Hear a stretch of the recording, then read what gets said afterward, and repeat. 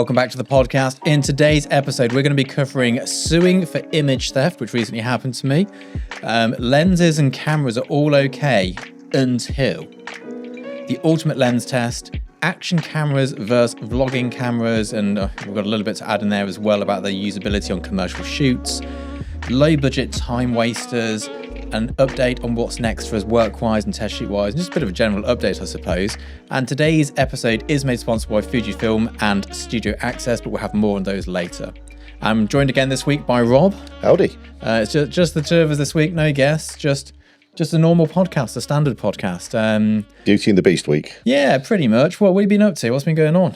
I've been spending a lot of time in the fourth dimension again for the dead bar that we're repping. Creating a bit of outer space this time. Oh, very nice, very nice. Is that a lot of hours sat at desk? Yeah, but it's kind of the fun stuff. Yeah. You know, I mean, I hate sitting there filling in spreadsheets. You know, there's nothing more soul destroying.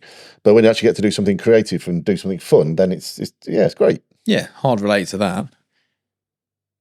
Just going to turn myself down a bit. I'm slowly blowing my eardrums out. I thought I got it at the right temperature. Temperature? Volume? Temperature. Why not? But yeah, any shoots coming up? Anything else on the horizon? Again, it's kind of standard fodder. I have another function band shoot to do. So obviously that seems to be my main staple at the moment. Is doing highlight reels for function bands. Just did one the other week for the Shimmer Tones. Brilliant thing. I actually really enjoyed listening to that one. That always helps, doesn't it, when you're doing that sort of thing? Yeah, when you got someone who can really belt it, you're like, oh, they're good. Yeah. There's nothing worse than editing a music video or something like that when you don't actually. No, I remember Little Remix was a band I had to work with. I mean, full marks for the name, but I just couldn't get on with the music, man. Yeah, there's limits. There's limits. That's good then. And we've not been in the studio. We missed a week, didn't we? We've had a week off. We did, yes. I had a trip to the theatre with the children. We went to see Juliet and I, which I would fully recommend. Brilliant show. It's what would happen if Romeo and Juliet didn't die. Oh wow! But set to early noughties pop songs. Yes, it was very camp, but had a good time. That was the best thing to come out of the early noughties was the pop. Yeah, early noughties pop was it was a brilliant era. Great era for photography as well, actually, in terms of like press photography and all the rest of it. It was probably like the heyday of that sort of thing. But of course, like with everything, they took it too far and they ruined it. And I think the news of the world had the final say in all of that. News of the world. But yeah, so I mean, we've been busy. We've just finalised a job we shot, which will be out on my social soon, for a swanky place. It was a good little video shoot. I think you did some or most of the edit. Yeah, I think pretty much all of it. Yeah. And then I did soundscaping last week by myself. Oh, sound design. There was a last minute sound design request and I got that in there. Thankfully, all the clips they chose by happenstance happened to fit perfectly. Excellent. Like I was like, oh no, not sound after editing. This could be disastrous, but it all worked perfectly. Otherwise, you would have been getting a phone call. It definitely is a dark art.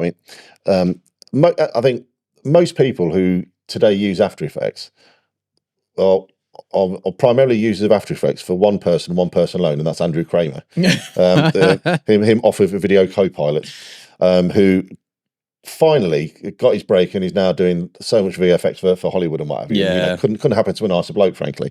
And what was interesting with his, when he'd show you how to do little animations and create things in After Effects, but what he always did amazingly well was the sound design.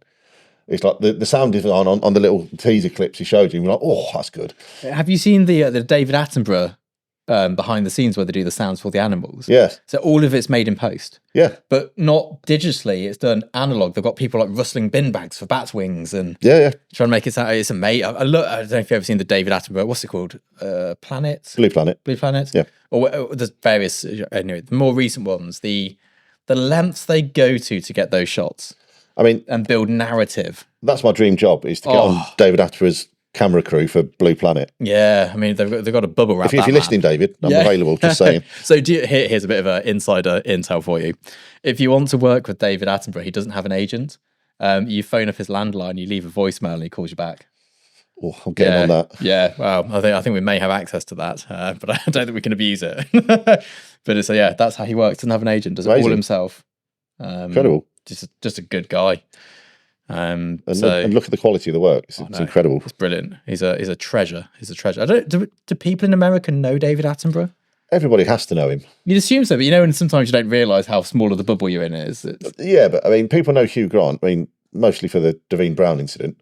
Well, that'll get us cancelled. But yes, I think Attenborough. I mean, I think just the show's so popular worldwide. Yeah. Because again, in terms of here's our planet, the little rock we live on. There's nothing better. It's brilliant. I love it. Even the kids, like whenever our youngest is poorly, he's like, we have David Attenborough on. It's just like good. We put it on for the dog as well.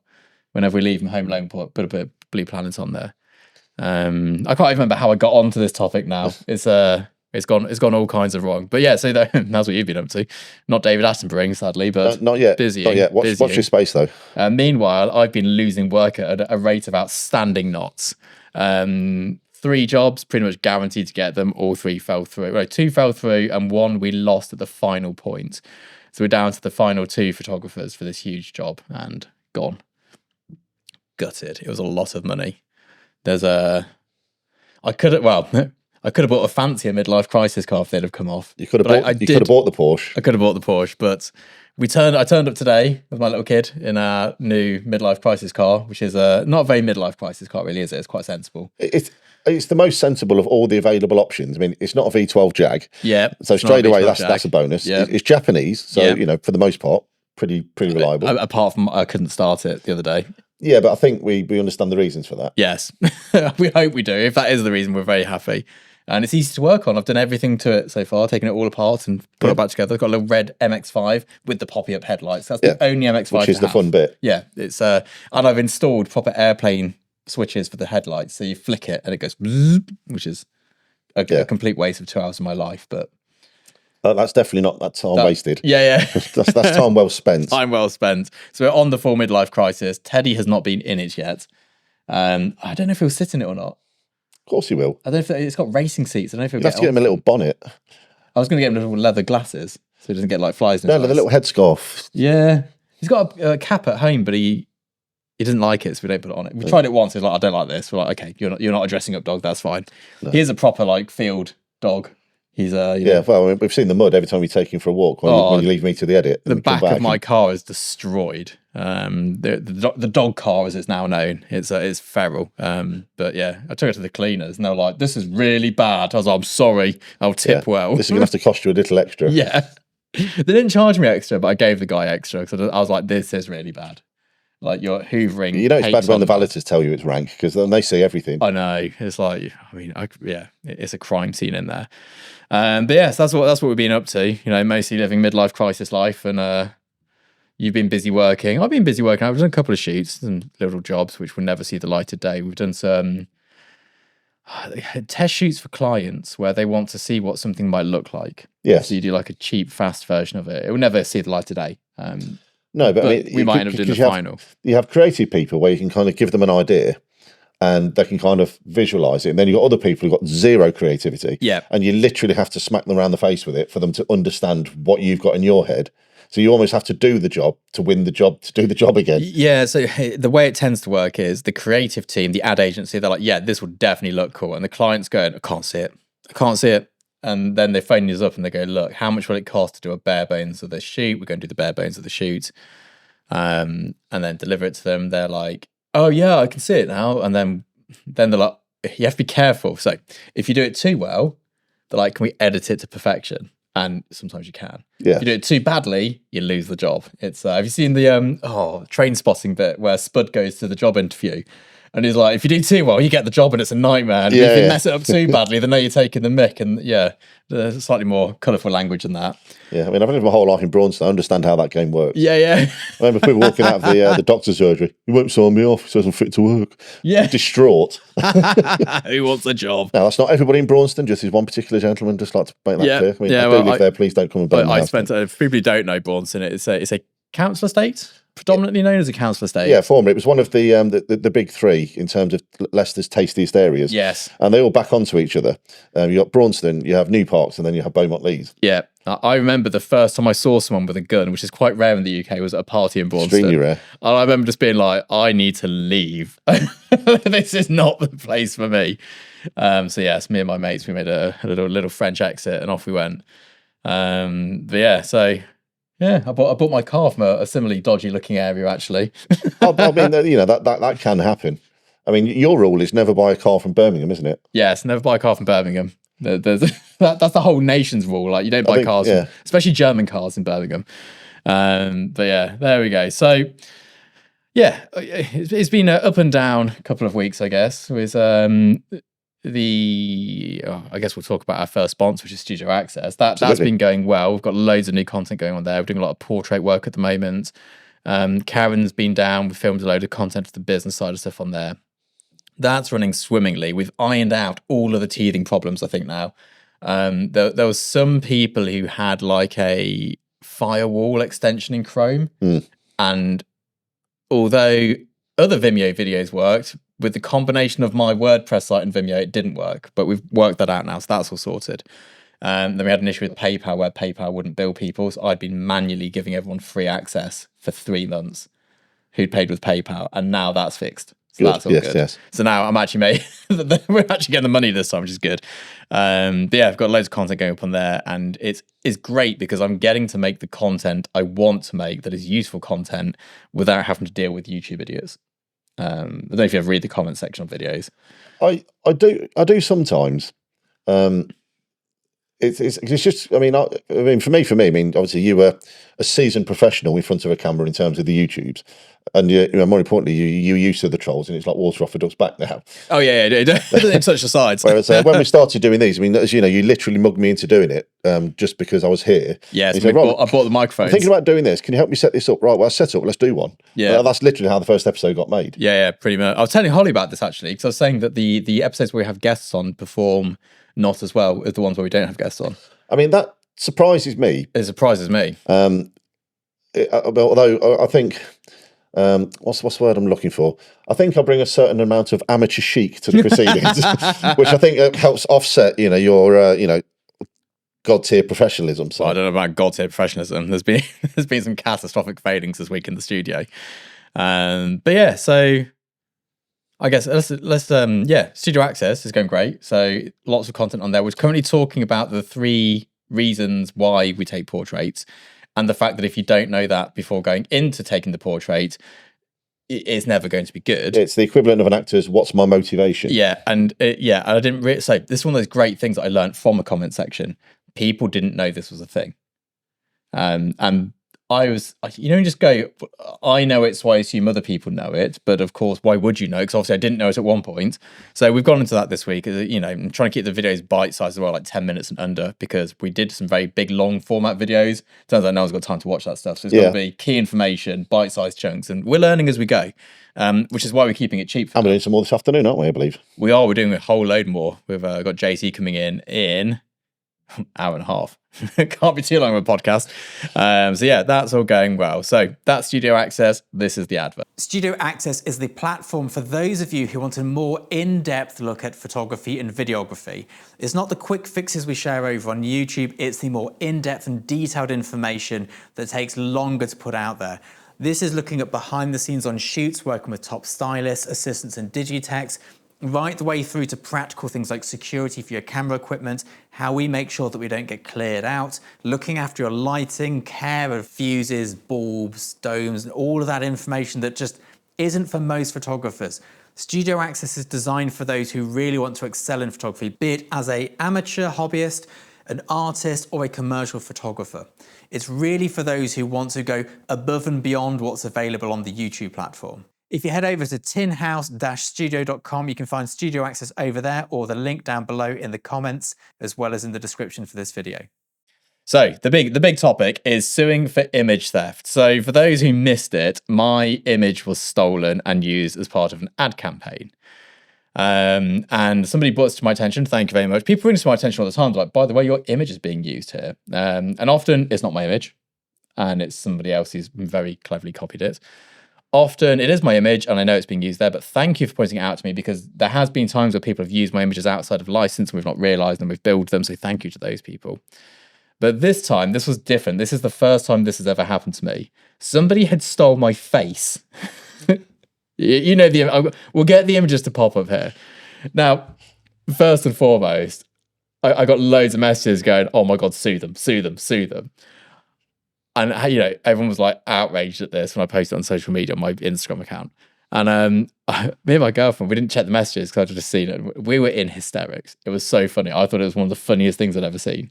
And I was just like, especially, I'll get the image to pop up here. This image here particularly made me chuckle.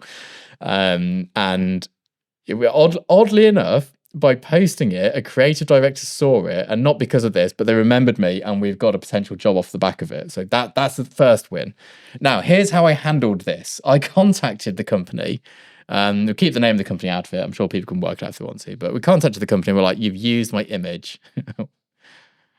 What's going on?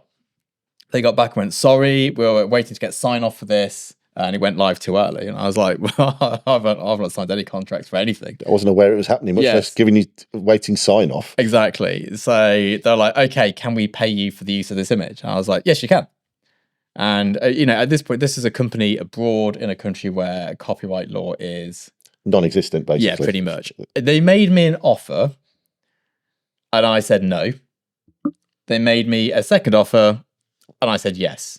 I said, you've got 24 hours to pay it within, at which point this legal firm, and I found a legal firm local to where their offices were based, found the name of a person within the legal firm, and put all that information in there just to give it a bit of gravitas.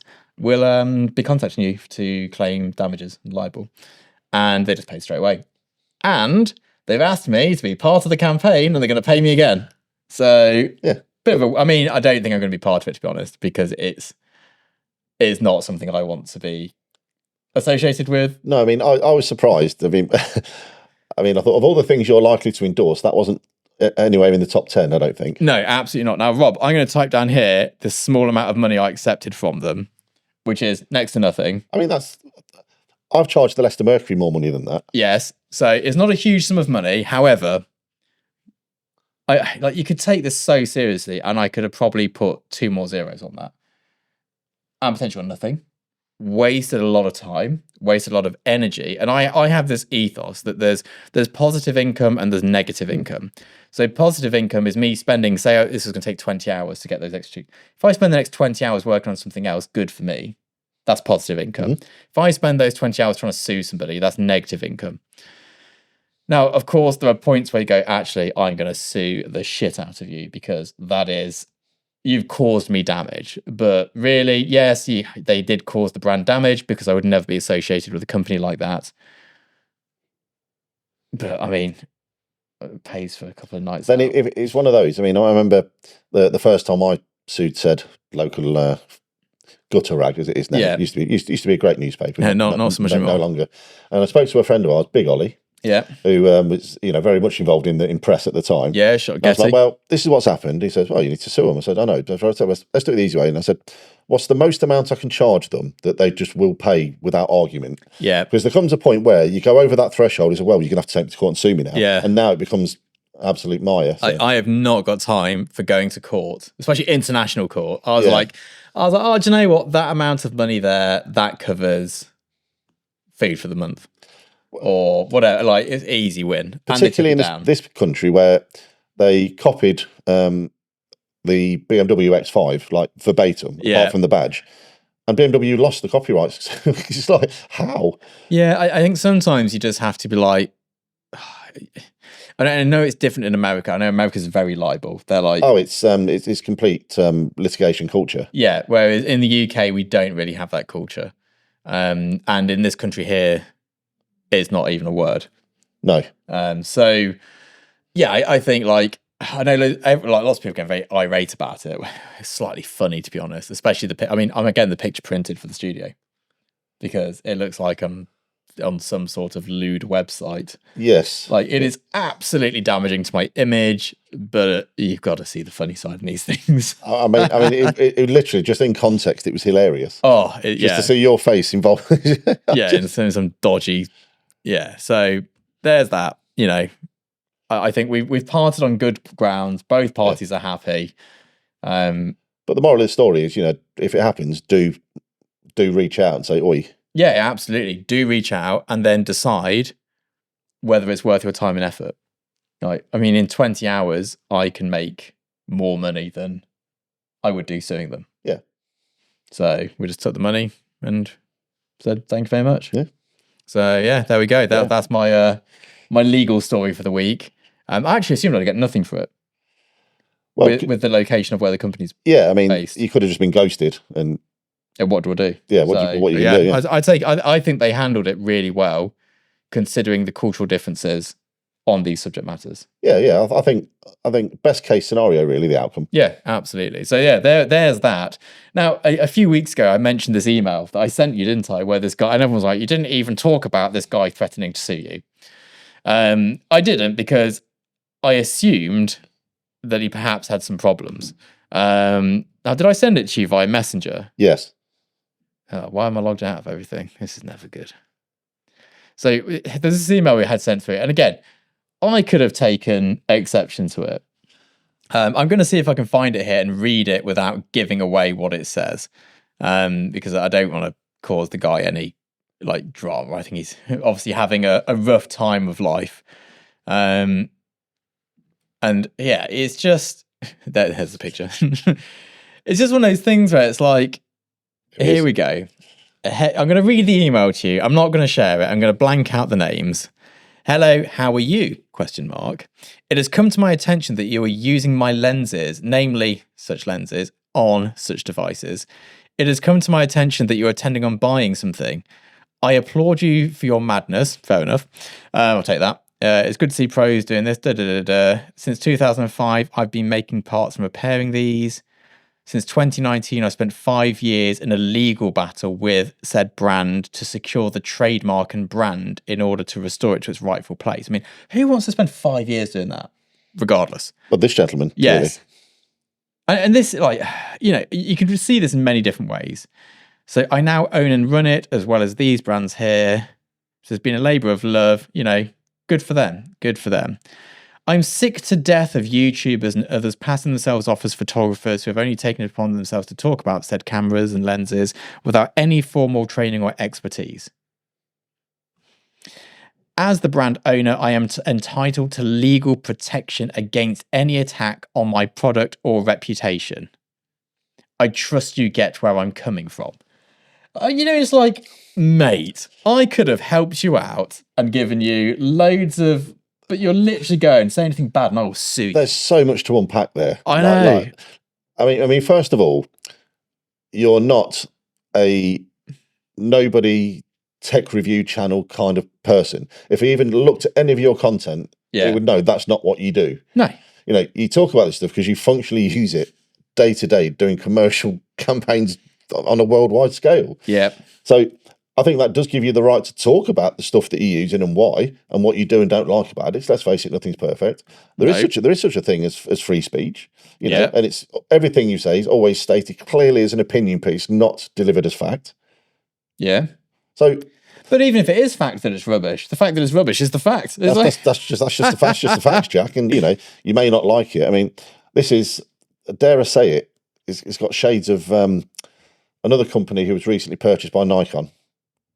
Yeah, it does. In terms of the attitude and the tone. That's the word I'm looking for. The tone. Who's got? It's just this obsession with litigation and this is a UK person. Yeah, but I mean, I'd take the positive of that you're on the map. Well, yeah, there is that, but it's just just go. Why threaten somebody? But for the most part, it's been very complimentary about said products.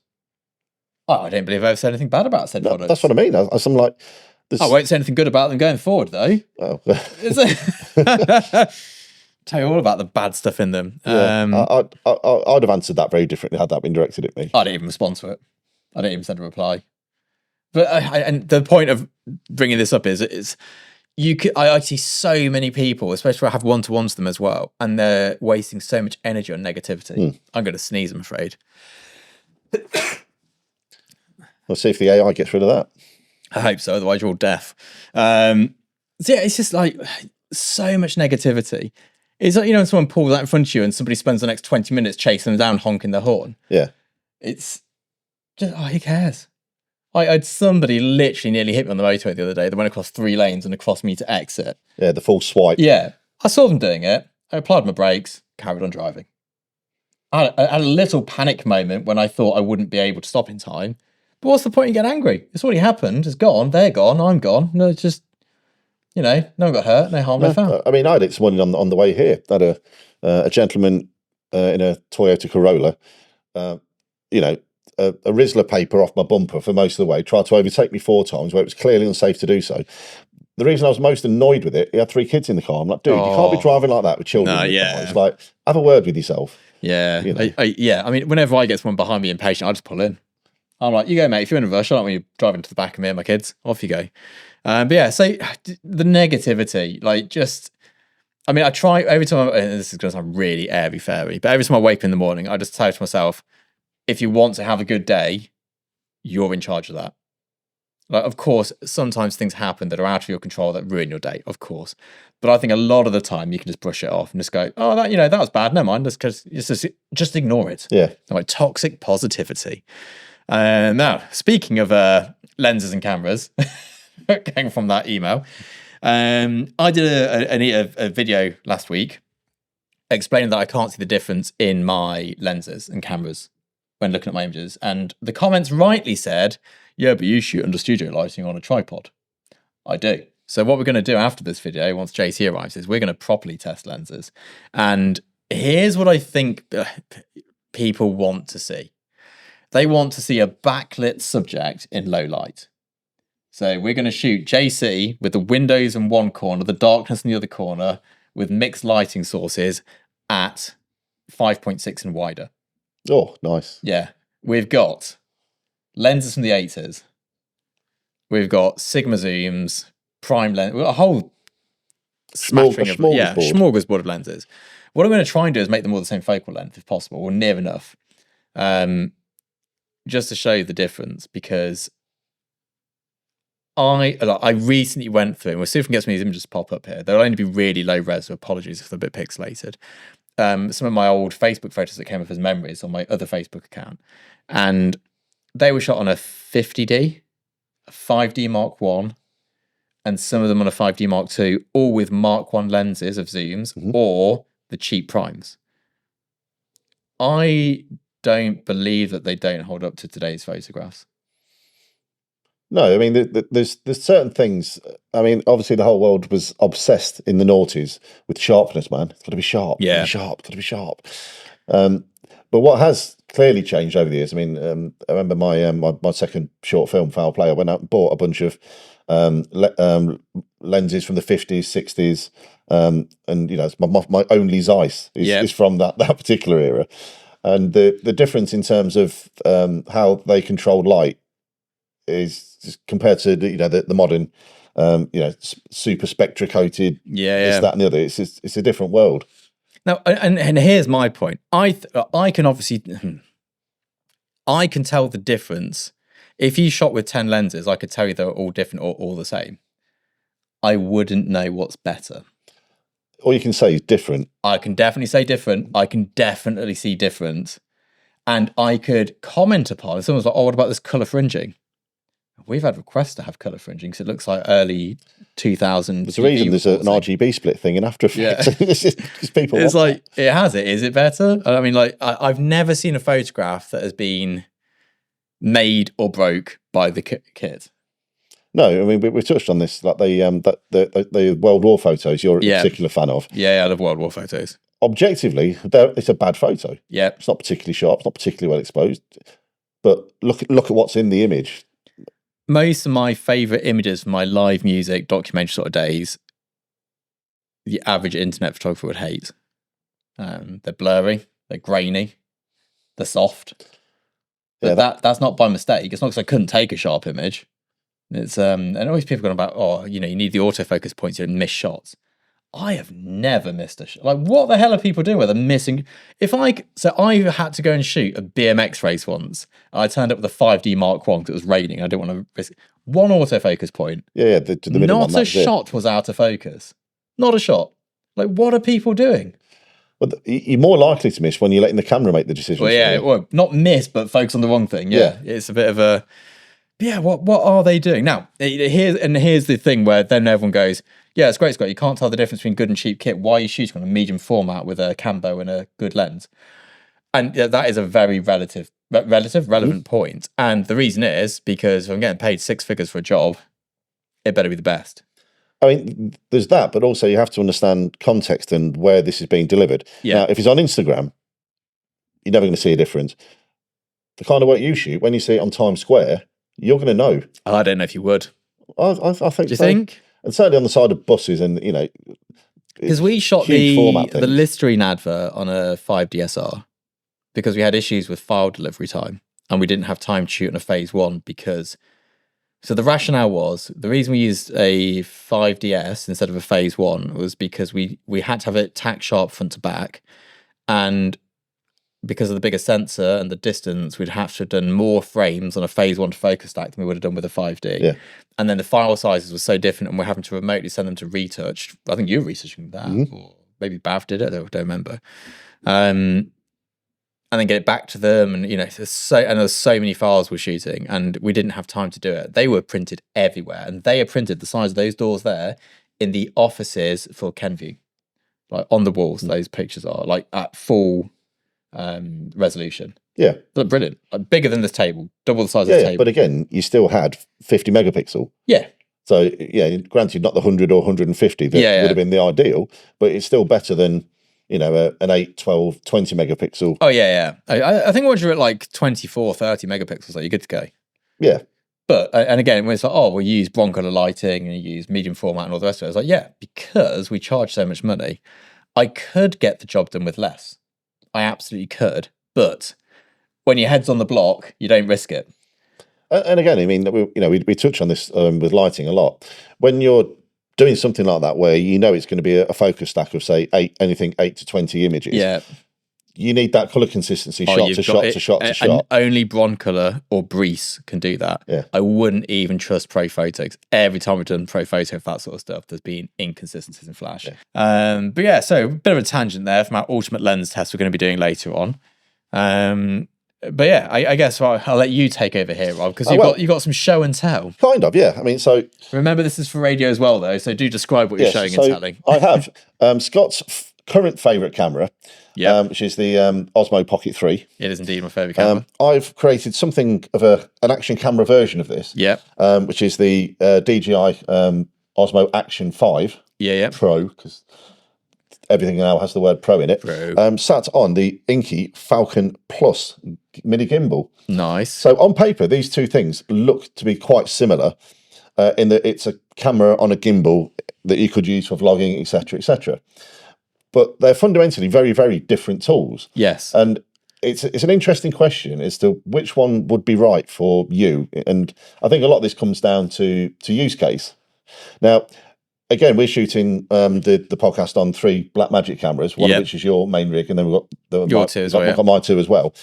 And I think it's fair to say, when you're out and about, you do not want to be lugging one of those about with you, because they're a bit of an effort. They're pretty darn heavy when they're fully rigged up. And it's a Blackmagic, so you have to rig it up to to make it work functional. Yeah. So you bought that, and I think you use that more than that now. So so for those who don't know, every pro photographer has one of these DJI Pocket 3s, and it goes in their kit bag, and they go to their assistant. Can you shoot some footage? Because anyone can make something look good on this. And they hand it over. Everyone walks around. They get some cool BTS. It's better than a phone. You can grade it. Yeah. It is very fragile, which is where yours differs. Yes. I mean, I don't think that. I mean, this gimbal possibly a little bit more robust than this, but I'm going to say not by a lot. But the actual camera itself. I mean, I bought it specifically to partner really with the drone that I have. Same company, same 10-bit D-Log, blends quite well, because I happen to know that they do cut quite well with the Blackmagics. You can grade them to the point where they work quite well. And the first job I used it on was for a dance troupe, Chicas Locas, where we did a shoot at Tank Space, which I think a lot of people may or may not know. They have a full wet room, and they have basically a big fish tank where you can have. I know what you mean. Yeah. So I rigged this overhead, so it's getting wet and everything else while I was shooting in the dry bit with the Blackmagic. And it was brilliant. It was like absolutely brilliant, completely faultless. Everything worked. didn't get wet. I mean, this will go underwater for 20 meters before you need to put it in a housing. Oh wow, that's good. I don't know if you knew that, but I did not know that. Yeah, so I mean, unlike certain other action cameras who shall remain nameless. Yeah. There's a lot of things this does that's really, really cool. I mean, we've used it on shoots, and the footage. Is it the same sensor in both of these? I don't believe it is. I think this looks better. The footage from this always looks better than the footage from this. Yeah, I mean, I've always said there's something, dare I say, a bit dirty about the it's a bit the muddy. Pocket 3. Yeah. Whereas this does seem quite nice. Yeah.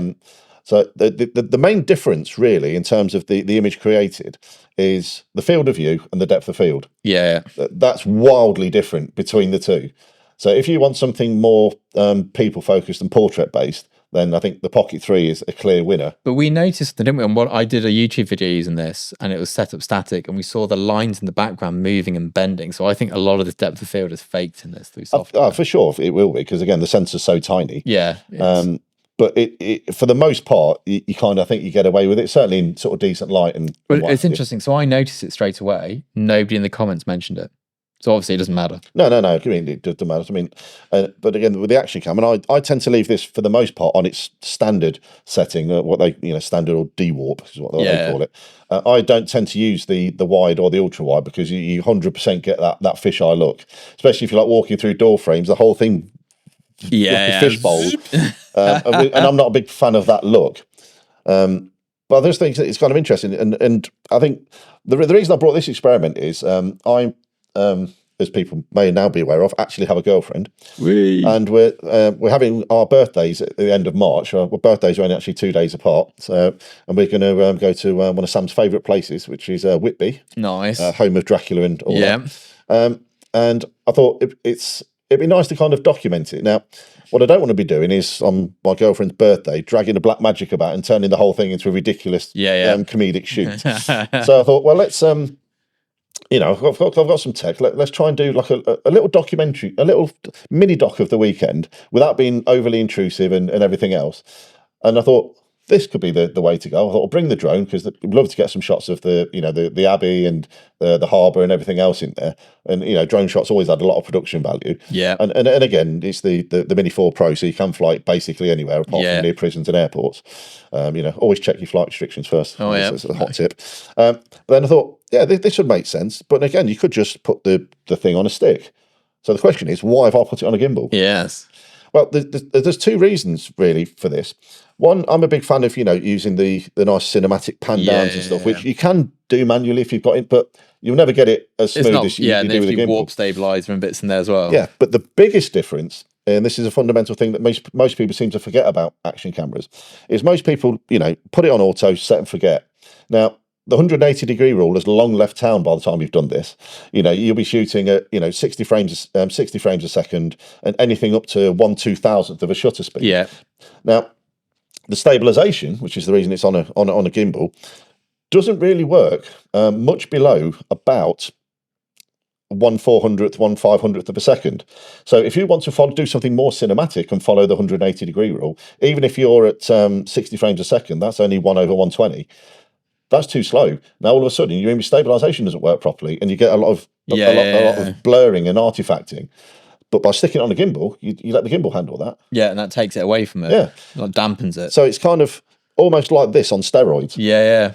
I mean, it's slightly bigger as a package, but it's not.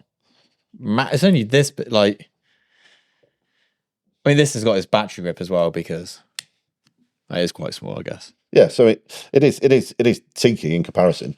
And again, the feet that come with this are massive. I mean, they're a much more appropriate size for the actual mini tripod.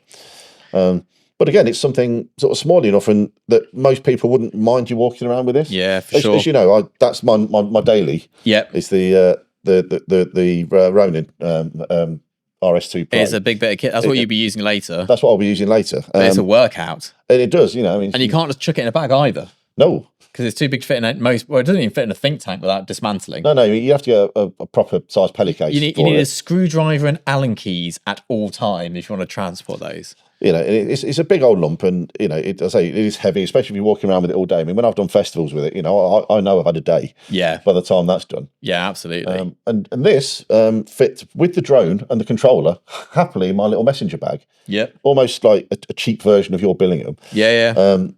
And I thought, do you know what? For the weekend, you can just pop him out and you're ready to rock and roll. I think we also need to put it on Teddy at some point. Oh, Not the 100%. gimbal, but the actual action One cam. of the best videos I ever saw, one of the early action cam ones, was where a squirrel stole somebody's GoPro. Yeah, I've seen that. It's one of the most hilarious things. You have to put a link in the video to that. Yes. Honestly, it's one of the best bit of YouTube I've ever seen. Just a little adventure with a squirrel that stole this GoPro. It's brilliant. Banging. But yeah, the action cams, it's coming on a long way. Like, I had one of the early ones of these. Yes. I think the first one, I sold it because it was rubbish. Actually, I dropped it once, like literally just from here to there, and it broke. And sent it off to get repaired, cost me a fortune, got repaired, just sold it. I was like, this is rubbish. But now they're actually usable. And the problem is, though, the Blackmagic, the 6K that I do my YouTube videos on, it looks so good. Yeah. Is the production value is insane for it. The color grading ability is insane, which is good because like on a day like today, we're shooting with available light. It'll be fine. We'll fix it later. Yeah.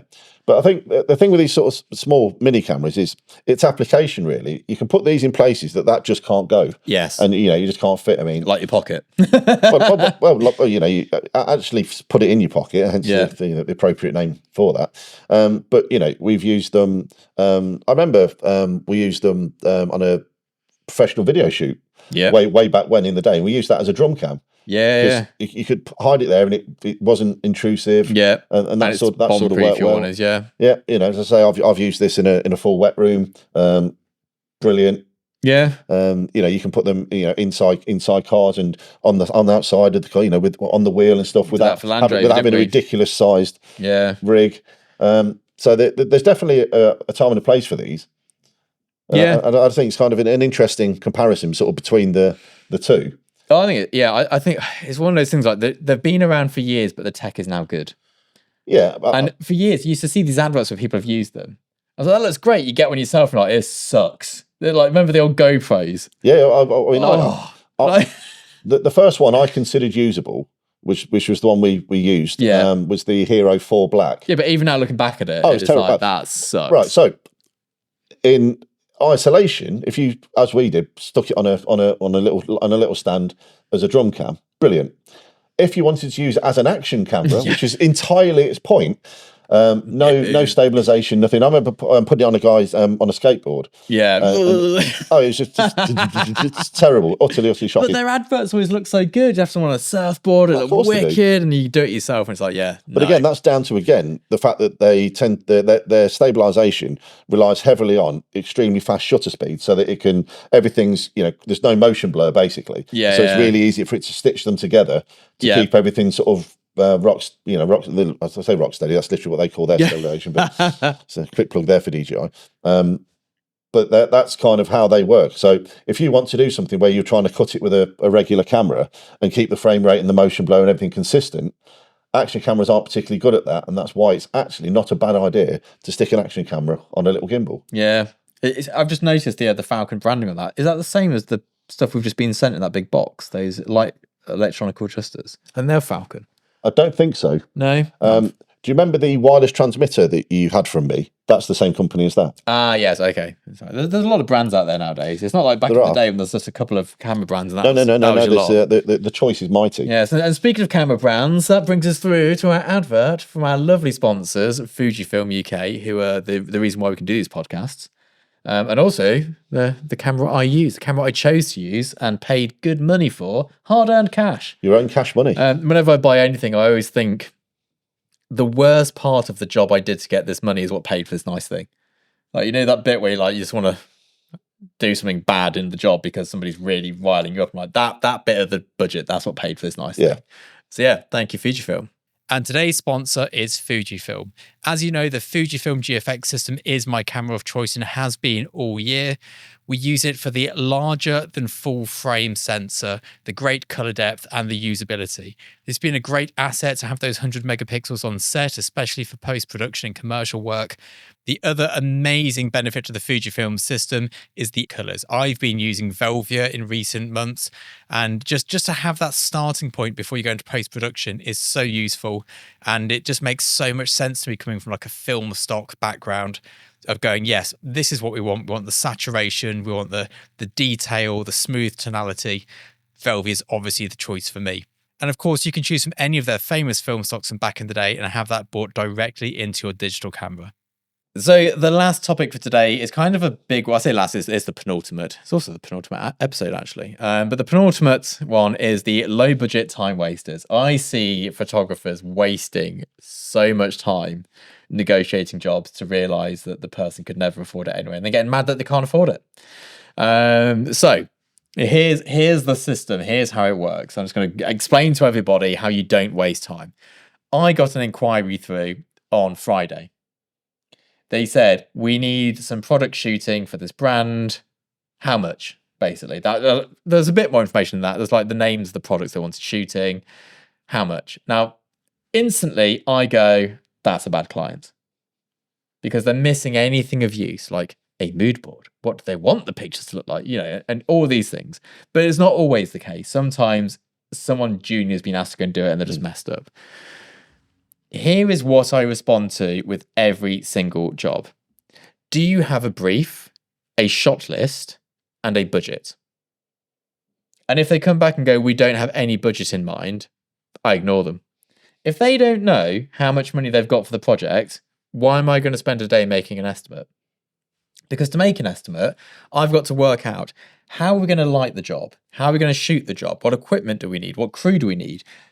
What a stylist would like. There's loads of work I have to do to work out how. If they don't know what their budget is, I'll just go, look, when you've got an idea of budget, give us a shout and we'll see if we can do something for you. Now, of course, sometimes an ad agency gets in touch and goes, look, we're pitching to the client. Can you give us a ballpark figure for what a shoot like this might cost?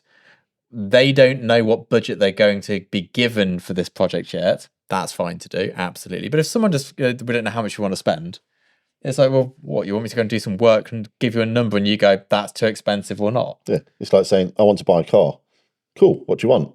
I don't know, show me stuff. Yeah. You're like, well, that could be a Kia or a Lamborghini. Yeah, exactly. Yeah. Like, and now some people, they try not to give you the budget because they want to see how low they can get you to go.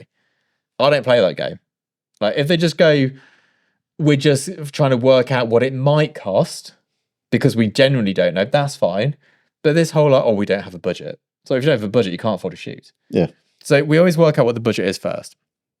Or, they might say things like, if it comes from an ad agency, it's different. But when it comes direct from a brand, you just know they don't know what they're doing. And there's so many red flags in there. I mean, this particular email, they left the subject line blank. So I just went, hey, thanks for reaching out. Lovely for you to think of us. Can you let us know what your budget is? Send us a shot list and your brief. If they don't have a brief, I'm not estimating how much it's going to cost. Yeah. Like, if there's no deliverables, if it's just a mood board, I'm not estimating. Like, why waste my time? So what, they can go, oh, it's more expensive than this other person, based on what? And there's loads of that out there, and I see photographers wasting so much time estimating on jobs that don't exist. But like you say, it's like the car thing, isn't it? Going to a car shop, how much you got to spend? Oh, I don't know. What about this car? Oh, it's too expensive. Well, so you do know what you got to spend. Like, you do have a budget in mind. Yeah, you're if you not tell telling us me the what budget, it is. Yeah. we can help you find the right product for it. And with new clients, one of the ways I do it is like, if they're like, oh, we don't know, I'm like, look, if you give us a ballpark figure, I will show you a few different things we can do with that money and you can work out what's best for you. And if they go, well, what's your day rate? I'm like, oh, my day rate's $3,500 plus usage plus everything else. And they're like, oh, that's too much. I'm like, if they can't even afford the day rate. Yeah, how do you get crew, lighting, yeah, and then, also a sign that somebody can't afford the shoot is they ask for the day rate of the photographer, because that's not the biggest line item. The usage is the biggest line item. And then the production's the second biggest line item. And the day rate's just a multiplier. Like, it's not really a big number. Not that I, turn my nose at $3,500 for a day shooting, but that's not the money maker. So if that's what they're asking, it kind of means they don't have money as well. What tends to happen, what a good client does is they go, hey, we're really interested in working with Scott. Here's our brief. Is this of interest to you? And you go, yeah, it sounds great. What's your budget? And they go, we have a budget per day of 35,000 all in. I know it's tight. Can you make it work? And we'll go, leave it with us. Let me see what we can do. And we'll go and work it. And we'll go, look, here's what we can do. Does this work for you? Or they'll turn around and go, it's a three-way pitch. And in the industry, you kind of know what each brand spends, which is like all the little dirty secrets where you just go, I know that this brand has a financial cap of this per day. So we need to make this shoot a 2-day shoot. You get your pre-light days and everything else in there as well to make the money back. But it's there's so much time. It must be the same. You deal with like buying stuff a lot. Yeah, for sure. I mean, it's in the motor trade they call it. You've got to weed out the tire kickers. Yeah, and you can just lose so much of your working week to tire kickers. Like, we've spent in the past years back an entire day working out how much a shoot's going to cost, and we've submitted it, and they've gone, "Oh, we've only got £500." And that doesn't cover the lunches. Like, what are you playing at? Yeah, but then again, you have got kind of when you're working for just Joe Bloggs, an average person. Yeah. Like for example, how much to shoot my birthday party or my kid's christening, whatever it happens to be. That's different. That's a different thing. And I think again, a lot of people don't understand that once you move into the commercial world, it's not a multiplier of this. It's a completely different beast altogether. It's a completely different beast because you're making companies millions. Like when everyone's like, "Oh, commercial photographers get paid too much." It's like, do you know how much money we make these brands? These photographs make millions. Yeah, and it's like the same old thing. Why do footballers get paid the amount they do compared to a fireman who does, amazing work and saves lives and puts their lives at risk? How do they get paid, a fraction of what some guy kicking a bag of wind about on a grass pitch once a week? Yeah, it's because the amount of money they make for the club is why they get paid the money they do. Return on investment. Exactly that. The football player's being paid well, but the person paying him's getting paid more. Yeah. That's how business works. So yeah, I do see a lot of people wasting time on low budget jobs. Just ask them what their budget is. Yeah, I mean, but back in the day when I used to work in retail, in a hi-fi shop, the various questions. Right, mate, looking for this, cool. So we've established what you're looking for. Yeah. What are you looking to spend on it, and importantly, when are you looking to buy it? Yes. Because once you understand that, and it's right, I know what you want, I know how much you want to spend on it, and importantly, I know when you want it. If you're like, I don't know, some point in the next 6 months, not going to give him too much time. Yeah. Because you're not getting that sale today. Yeah. If it's like, I've got cash on the hip, I'm like, mate, let's go, baby. Absolutely. I'll give you exactly what you want. If anything, something a little bit better for a little bit less than you wanted, and you're going to walk out very, very happy, man. Exactly. And it's not like we're trying to. Normally, when someone goes, "Oh, I'm using 30 grand as a budget example here for some reason," they've got 30 grand for a day's shooting. We might come in at 28, and we'll go to the agency, keep the change. Like, I'm not going to run it up to 30 on the dot, but we know that we can't have 5 assistants. Yes. Like, we haven't got the money for that. And we know that we're going to be getting a food stylist from this agency and not that agency. And we know that the retouching is going to be done in-house and not by retouching house. Like, there's, and if they go, "Oh, we'd really like King to do the retouching," or, Tapestry to do it, we're like, cool, that's going to cost this much extra. We can either increase the budget or we can lose this, but by losing this, you're going to lose that part of the shoot. Yeah. And that's how it works. It's a negotiation. It's a compromise. It's very rare. And this is the thing which other people don't understand as well. Like, even on a big budget shoot, it's a compromise. Like, the biggest shoots we've done are sort of like 6-figure per day budgets. And they expect more than 6 figures per day. It's not like all of a sudden people go, "Oh, we've got more money than we need." It's more money, but the work's harder. But now the expectation is leveled up with that. Absolutely. That's just a bit of a device, I suppose, on avoiding wasting your time. And I mean, it's so liberating saying no to jobs. Yeah, because again, for example, if we take wedding photography as an example, we've had it where I've had it where someone approached me and they're like, "Oh, we really like you did a wedding for such and such. Really like what you did. We'd love you to do ours. This is what I want." I said, quote unquote, "I would like every shot to look like the front page of a Vogue magazine." And I was like, "Okay, you do understand how little time there is for the stage shots in the grand scheme of a wedding day." And so, like, they take like 2 to 3 days to set up each of these shots. Yeah. Like, we just don't have that level of time. So here's what we can do. But that, and she went, no, I want it like this. I'm so, okay, cool. It's your wedding day. You should have exactly what you want. I'm not your guy. Yeah. Well, but we like you. I said, no, cool, but I'm telling you, I can't do this. It's not possible. You've got to give something up. If that's what you want, then you'd say goodbye to your group shots, because you're going to take the whole hour odd that you've allowed for that to set up these 2 or 3 perfectly staged shots on the stairs with the dress all flowing, and all this sort of thing. You just don't have the time. See, towards the end of my wedding years, I started doing portraits only at weddings.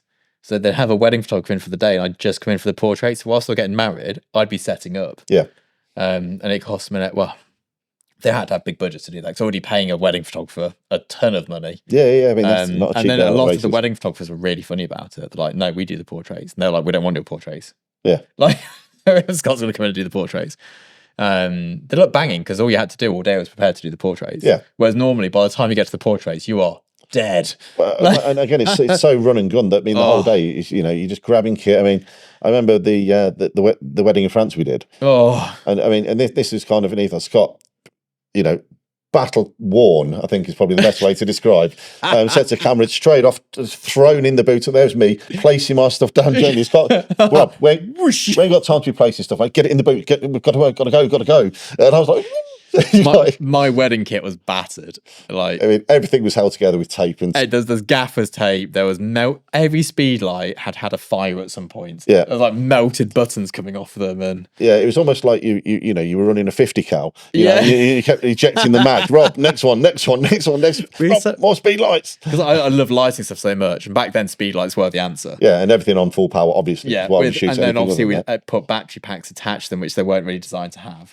And then, but they're not even the good ones. They were double A's in a battery pack, not like a proper lithium ion pack. 16 AA batteries running through a flash, and we just hammered those. But we used to have to leave them to cool down on the side. Even the batteries overheated. Yeah, it's crazy. Yeah, we went through a lot of kit doing. But that was the pace of that's the pace of an average sort of wedding day. You know, there's no time to have like an 8-hour photo shoot in the middle of that. No, that's the entire day. I think we did good portraits on those days, but like it is what it is. Like it's part of a big day, isn't it? Yeah, absolutely.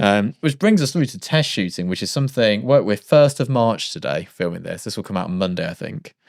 I done a test shoot this year? I don't think I have I? No, I mean most of the shoots we've done has been concept studio access. We've done a lot of studio access work in here, but they're not test shoots; they're educational shoots. Yeah. Done a couple of paid shoots. I've not done anything creative. I was supposed to do it in January. I was supposed to do it in February, but this hasn't been time. Not helped by launching another business at the moment, which is eating up a lot of my time. But I've not been being a photographer. I've just been being a professional photographer. Yeah, I guess, and a professional educator. Like I've done my commercial work. Shot a couple of jobs, one video, one stills.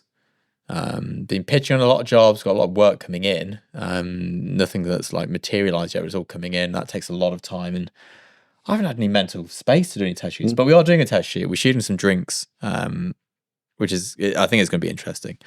It's going to be my first drinks test shoot in a while. I've got some cool concepts, just trying to narrow it down, and then hopefully get some cool stuff shot. And get some. I want to do some more portrait shooting as well. I don't know why I've not been doing it, apart from just the sheer volume of work. Lack of time. Yeah, it's and you do have a family as well. Yeah, on top of all kids, these things, dog, everyone forget all the rest of it. I've been helping out mates as well, sort stuff out too. So I spent yesterday driving for 8 hours, helping someone move house. But yeah, it just all adds up, doesn't it? And like, just the years seems to be slipping away from me. And I can say with absolute certainty that the older you get, that doesn't improve; it gets worse. I know, it's like time just accelerates. It's brutal, but we need to get a test shoot in. I'll get Karen down, get one of the assistants in. We're going to do. This is my advice to everybody: do the easiest thing first. Like, I've got some wicked ideas I want to shoot. The low hanging fruit. Take the lower hanging. Especially in a position like I am now, I'm like, I have not shot anything for the sake of shooting it since last year. Probably November. Mm-hmm. A busy Christmas. I think November. I think the portraits were the last time I shot something for fun. Yes, which was kind of a proof of concept, wasn't it? Yeah, I was supposed to actually do the concept. It wasn't a thing you did for fun. That was fun, but with a purpose. Yeah, but like shot without financial goal. Yes, yeah. Which is the reason we do this. Really, we obviously I have a business and I make money, but the main aim is to not have a job. And I seem to have lost that somehow. yeah. And then again, you keep launching new things. Toxic traitor starting businesses. But yeah, hopefully I can get back to shooting for fun. Maybe after this we'll sort out some subjects to come into the studio, and I can shoot some cool stuff for them. I feel I'm in exactly the same boat. I mean, when I had the what was your old studio, Yeah, you just sit there and potter and you think, follow me. I just like, well, why don't we just? yeah. And I haven't done that for time. I mean, some stuff popped up on my memories the other day of when I was just doing some lens tests. Those aforementioned, Yeah. German and Soviet vintage lenses, where I just like, right, okay, today I'm going to take out the 44mm, slap it on the camera, and just have a walk around, a park, canals, whatever it is, and just let's see what it can do. How does it handle? What does it look like? Yeah. So there was something of a purpose in it. It was getting ready to shoot a film, but just the whole right. I've got no brief, no anything. It's just go out and do stuff for fun almost. I don't remember the last time I took a camera outside. I mean, my Canon F1, which I had fully. It's on eBay right now. We like that camera. I love that camera, but I mean, one, we have a bit of an issue of space in here at the moment. With you cannot swing a cat, or a golden retriever. I've got to get rid of so much stuff in here, so it's all going on eBay. But the problem is, I can't get to some of the stuff until I've sold other stuff because it's in the way of it. So we're just selling everything. That's going on eBay. I've not used it for 2 years. Yeah. And that's the thing, it's use it or lose it tuts, unfortunately. Yeah, I'm keeping my first ever camera, my Bronica HRS, and the lens I bought with it. That's staying. I'm never selling that. Everything else is going. Gone. Fire sale. Yeah, I got rid of loads last week. It was brilliant. So thanks to anyone who bought any of it. It's monitors. I got, what was it, 8 monitors in here at one point? Yeah, there was a lot. They're gone. I mean, it was like the operator from the Matrix. Oh no, I don't need those monitors. So they're gone. Things are gone. Coffee machines are going. Lenses are going. Old vlogging cameras are going. It's all just going. Like it needs to be gone. It's yeah. I mean, keep hold of stuff that you use, which is very little. I mean, although it's every so often things like I did a shoot in December with Eve Harding, a little project called Drown the Silence. Yeah. Which was being shot for equity, which I'm actually in the middle of the edit for, and Eve insisted that we use a dolly track for. You tell me, for the very last shot. We had to use a dolly track. I'm like, just do it on the gimbals. Look, don't care, Rob. I'm old school. I want it done this way. She's not old. She's considerably younger than me, by the way. Yeah. But again, that was her vision. In her mind, this shot is done on a dolly track, and that was it. It's the first time I'd used that in probably 3 years. No, 4. Because I remember I bought my first gimbal in 2020, just before you could no longer use gimbals and cameras because something happened. I can't remember what it was, but something bad happened. We weren't allowed to do much. Someone ate a bat, I think. Was it a pangolin? They're blaming it on. Bat soup. Yeah. And then I was using my first gimbal, which again I do need to sell because it's just sat there doing nothing. The Juan Crane 2. Yeah, get that on eBay. Which is a great gimbal for when I was shooting on a 6D. Yeah, not for that though. But I mean, I managed to get that on it. But I mean, and literally, if you just ever so slightly went the wrong way, it'd bind. Yeah, because you just couldn't deal with it. So that's why I upgraded. And and again, that's the only reason you should upgrade your kit because you're limited by it to the RS2. And so again, everything since 2020, I've been shot on a gimbal. And I remember when we used to work. That shoot we did down in London, we used the dolly track for that with James Ferraby. James Ferraby. It was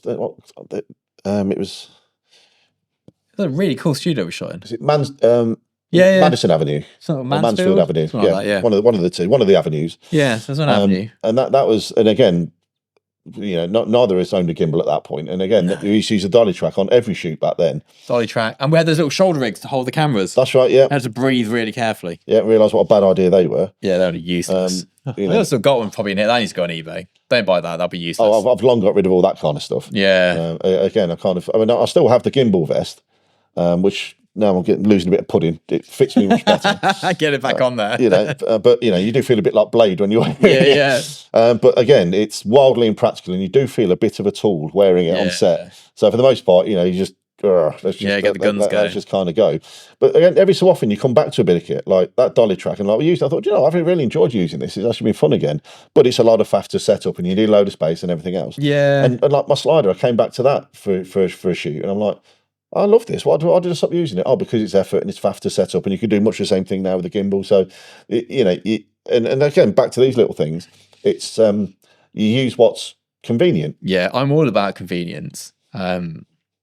That and people not wasting money on stuff. Like, And I think I've sometimes come across a little bit too hardcore on the don't buy new kit thing. But it's like, I just don't want people to I see so many people wasting so much money when they could be spending on test shoots. Yeah, and it is a bit of a honey trap because the industry wants you to want Yeah. stuff. They're sharks, Yeah. honestly.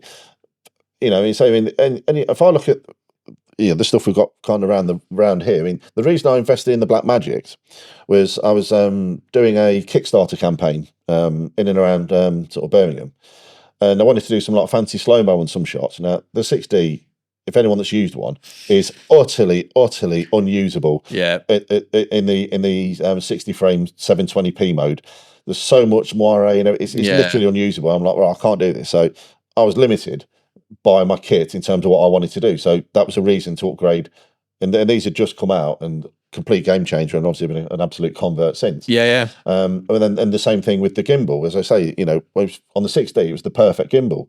I'd still be using it now, honestly, but then upgraded to that, and it just couldn't hold it. Just couldn't handle it. Physics got in the way. There was a necessity. But again, I mean, I said the RS2 Pro, what they're up to now, they're just about, well, they've got the 3 Pros, and they've just launched the 4 Mini. So that the RS4 is only around the corner. Yeah. There's no reason for me to upgrade that other than I hate the battery grip because the glue keeps coming off the thing. Yeah, but that's just a minor. That's just a minor niggle. Yeah, you live with that. So again, only upgrade stuff that makes sense because you need to do it, not because you want to do it. It's the way people justify upgrades to themselves. Now, I do agree though. There is a case to go I've upgraded stuff because I want it, but I make sure that I have the money. I see people going out of business, putting themselves into financial difficulties to have kit they want. Yeah, then they justify it to themselves. And there's been several people I've worked with over the years on one-to-ones. And it's just like, your kit's better than mine, you're charging less than I pay my assistant, and you're broke. Get a grip. But again, like I was saying, if we're hobbyists. Yeah, I mean, and that's a clear distinction to make. If you're doing anything for a hobby, spend as much as you like on it. Get on it. Midlife crisis cars. But still, my midlife crisis car was cheap. It was relatively inexpensive. Decent value for money. But you bought that knowing you're going to have to spend money on it, and that's a different philosophy than buying a car that you hope will not cost you money. Yeah, that it'll just run. You just have to put fuel and oil in it, and that doesn't cost you anything.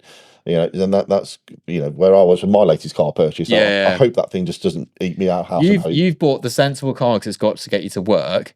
I've bought the hobbyist car because it doesn't need to get me anywhere. Yeah, it's just to mess around. And if it just sits there on the driveway looking pretty, then that's cool. Who cares? Exactly. So there we go. But we'll wrap things up there. We've got one more podcast in this season. We'll have a short break, I think, after that as we assess and decide what we're going to do for season 3. There will be a season 3. But I want to do a bit of a data analysis on what you all like, because I've asked people what they like, but often the people who say I like this and then the data don't correlate. So we're going on the data because I'm that sort of guy. Because numbers don't lie. Numbers don't lie. So we're going to look at the data, see what you like, see what you don't like, and try and make them better for season 3. Good stuff. We'll leave it there, shall we? Yeah. Yeah. So it's goodbye from me. Yeah. Ciao. Ciao for now.